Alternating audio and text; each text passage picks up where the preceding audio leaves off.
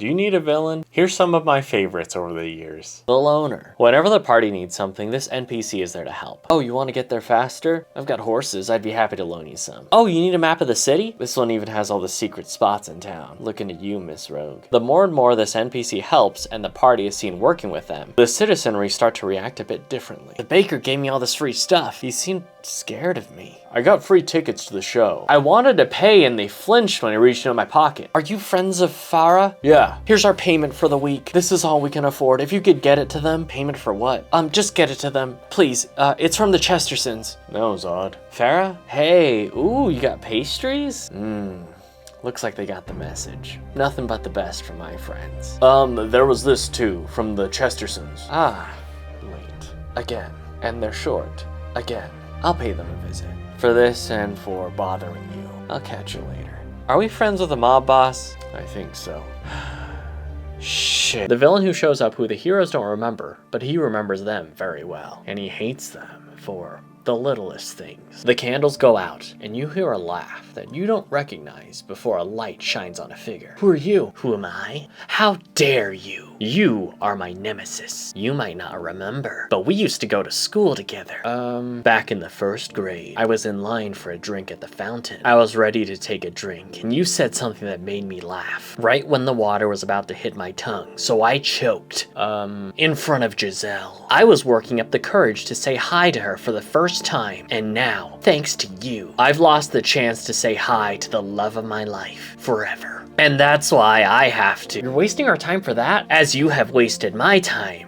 And so now the turntables, I cast banishment. Ah, you have not seen the last of me! I would love to set up a request board in the local tavern. Players can see what the community wants and needs. There are only so many quests that can be finished. What happens to the ones that are ignored? We're gonna send someone to take care of them, but we'll leave something behind that these civilians didn't bargain for. Each of these civilians will find an object that they don't remember being there. The kindest person in town attacks everyone nearby with an axe. The most charismatic storyteller finds themselves insulting even children in their performance. Or my favorite, from Pathfinder horror adventures, someone finds themselves thrust into combat over the course of 3 days, fighting monsters they read about in the Book of Perilous Journeys. 3 days and it vanishes, appearing somewhere else at random. The chaos in the city ramps up, with new people picking them up every day. The party realizes that the targets were initially people that had requests, who needed help. But who did this? Who has access to all these cursed objects? Who would benefit most from the party being focused on extinguishing all these fires? And what would happen if the wrong party member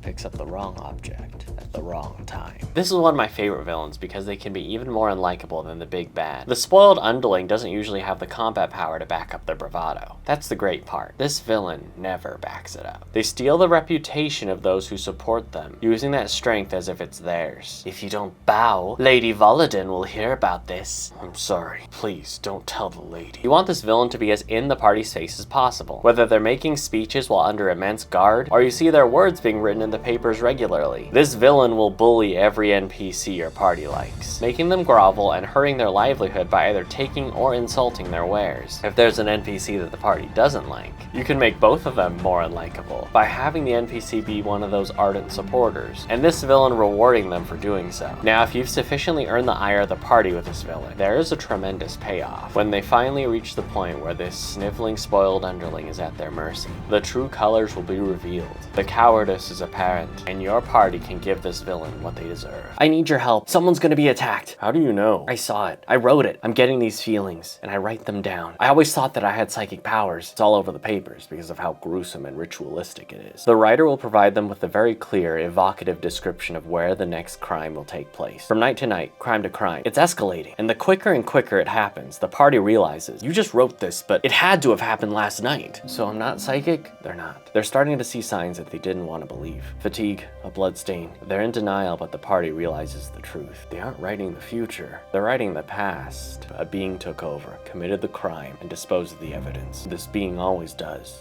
in the beginning. As the writer begins to fear and feel more of what they unwillingly have caused. You have to kill me, right? If the party has a good religion roll, they'll find out that this being was summoned here. A special ritual must be done to kill it. If they just kill the writer, its essence will be freed into the world, able to possess again, able to kill again. able to get stronger. The party hears about an infamous figure, Saranya. She used to be strong, she used to be powerful, but was thought to be gone. They find her. She looks disheveled and exhausted, but her reputation precedes her, and so they're wary. She won't attack them, not unless they strike first. She would rather talk. What happened to Crownsford? Tell me my home's intact. It's ruins. But it was the seat of power. That would be Warrenfell now. Is it beautiful like Crownsford was? It's wonderful. Can you show me? I'm not sure about taking her with us. Maybe I can make an illusion. Oh. Her eyes flicker to the statue of Lady Silver and she frowns. She's a legend now for supposedly killing you. She's still around. Buried in the Tomb of Champions. Is there a new Lady Silver then? Their head prime minister. I wouldn't say he's anywhere near the power of Lady Silver though. Thank you for showing me a good location. I think I'm familiar enough now. She begins to radiate with a light. Now I know Warrenfell, the strongest city in the world, doesn't have a Lady Silver, doesn't have a champion, doesn't have someone strong enough to stop me. She casts teleport.